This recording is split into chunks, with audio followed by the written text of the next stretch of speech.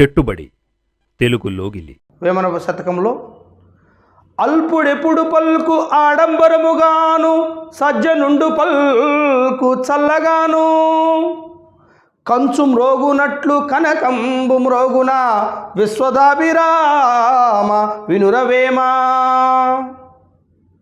ఈరోజు నోరుంది కదా అని చెప్పి రాజకీయ నాయకులు కావచ్చు, సభలలో కావచ్చు, ఇంకా వాళ్ళ యొక్క పెత్తనం చెల్లే ప్రతి చోట నోరు పారేసుకుంటూ ఉన్నారు. తెలివి తక్కువ వాళ్ళు ఎక్కువ మాట్లాడతారండి. జ్ఞానవంతులు ఎక్కువగా మాట్లాడరు. గొప్ప వాళ్ళు ఎప్పుడు తక్కువ మాట్లాడతారు. యోగుల్లాగా ఉంటారు. మిడిమిడి జ్ఞానంతో మిడిసిపడేటువంటి అజ్ఞానులు ఉన్నారు చూసారు, వాళ్ళు పెట్టిరిగిపోతుంటారు.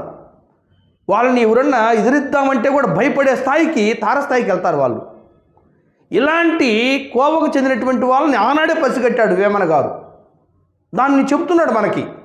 అల్పుడెప్పుడు పల్కు ఆడంబరముగాను, సజ్జనుండు పల్కు చల్లగాను.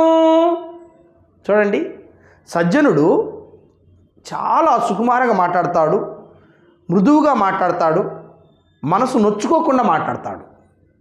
అల్పుడెప్పుడు పలుకు ఆడంబరముగాను, వాడు డాంబికంగా మాట్లాడతాడు, పరుషపు మాటలే మాట్లాడతాడు, ఎదుటివారిని బాధ పెడతాడు. అందుకే ఉపమానంగా ఏం చెప్తున్నాడు కవి? కంచు మ్రోగునట్లు కనకంబు మ్రోగునా. కంచు భలే మోగద్ది, ఎందుకంటే బంగారం కంటే విలువైంది కాదుగా. కనకం మోగదట్లా. అన్నీ ఉన్న ఇస్తరాకు ఎట్టుంటుంది? అణిగమణిగి ఉంటుంది. ఏమీ లేని ఇస్తరాకు ఏం చేస్తుంది? ఎగిరెగిరి పడుతుంది. అలానే గొప్పవాళ్ళు అలా సహనంతో, ఓర్పుతో, ఎదుటివారు నొప్పించకుండా, ఆడంబరాలకు పోకుండా చాలా గొప్పగా ఉంటారని ఆ పద్యం ద్వారా చెప్తూ ఉన్నాడు. ఇంకొకసారి పద్యం. అల్పుడెప్పుడు పల్కు ఆడంబరముగాను, సజ్జనుండు పల్కు చల్లగాను, కంచు మ్రోగునట్లు కనకంబు మ్రోగున, విశ్వదాభిరామ వినురవేమా. చెట్టుబడి తెలుగు లోగిలి.